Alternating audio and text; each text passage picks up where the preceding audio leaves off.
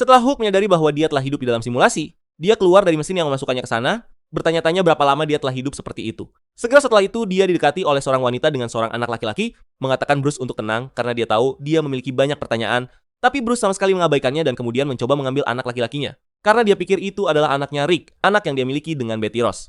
Setelah itu, dia didekati oleh sekelompok tentara AIM, yang menuntutnya untuk diam kecuali jika dia ingin mereka menembaknya, dan Bruce tidak berpikir senjata mereka cukup kuat untuk melukainya, jadi dia tidak mengambil perintah mereka serius. Tapi itu jelas merupakan kesalahan besar. Karena senjata mereka sebenarnya memiliki kekuatan yang sangat besar dan cukup kuat untuk melemparkannya ke pintu.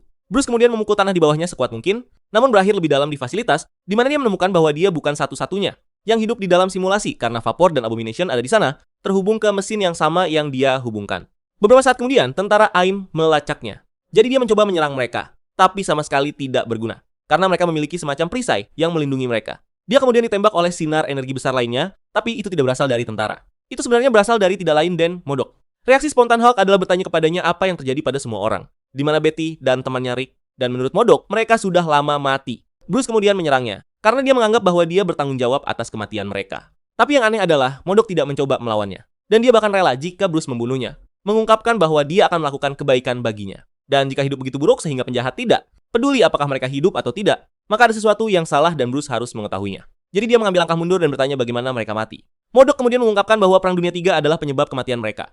Mereka dan semua orang lain. Sebuah kelompok teroris meledakkan senjata nuklir di Amerika Serikat dan Rusia, dan meyakinkan kedua negara bahwa negara lain bertanggung jawab. Setelah semua selesai, 60% dari umat manusia benar-benar terhapus. Dan kemudian beberapa tahun kemudian, sebuah kelompok teroris lain yang menyebut diri mereka Black Site melepaskan gas beracun di seluruh dunia yang menurunkan populasi mereka bahkan lebih. Jadi MODOK dan AI membawa Bruce dan yang lain ke bawah tanah untuk melestarikan mereka dalam simulasi. Karena tubuh mereka mendapat manfaat dari radiasi yang mungkin bisa membantu kelangsungan hidup mereka.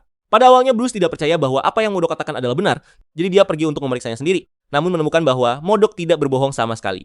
Dunia adalah seperti gurun yang kosong, dan tidak ada manusia di sekitar. Tapi dia ingin melihat seberapa buruknya, jadi dia melakukan perjalanan di seluruh bumi. Tidak ada apa-apa di kota-kota kecuali bangunan yang hancur, dan tidak ada apa-apa di hutan kecuali hewan mati. Selama perjalanannya, dia menemukan bahwa beberapa orang sebenarnya masih hidup. Dan di fasilitas bawah tanah ini dia diberitahu oleh Machine Man bahwa New York sebenarnya adalah kota yang berfungsi penuh bernama distopia sekarang. Dan itu bahkan memiliki seorang penguasa yang dikenal sebagai Maestro, yang semua orang gambarkan sebagai dewa. Dan Hulk seperti, aku harus pergi ke sana dan aku harus bertemu dengan Maestro ini. Jadi dia pergi ke sana, dan saat kedatangannya, menteri ini membawanya langsung ke ruang takhta. Karena tampaknya Maestro ingin bertemu dengannya. Dan itu, saat Bruce menemukan bahwa Maestro sebenarnya adalah Hercules yang gila.